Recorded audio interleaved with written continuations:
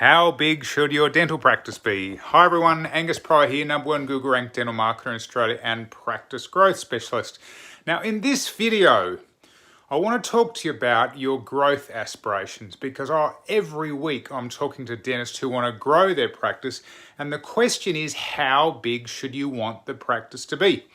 Now I've just recently, in fact today, picked up a book by a guy called Graham Middleton called Financial Success for Dentists, and he said some very interesting things. Now Graham is a retired accountant who worked with dentists and other businesses for literally decades, and the one benefit of doing that is you see patterns emerging over time.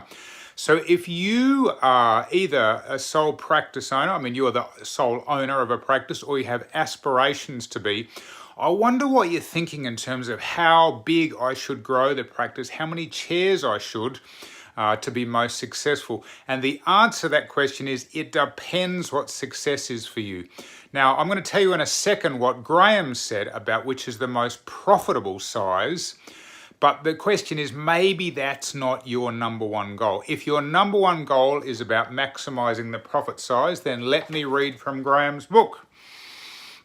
I have seen overwhelming evidence, remember this is over decades of dealing with different practices, that sole practice owners with 1, 2 or 3 chairs can be very profitable when run well. Whereas what he talks about is when you have more, if you're a single owner and you have 4 chairs or more, the profit tends to tank.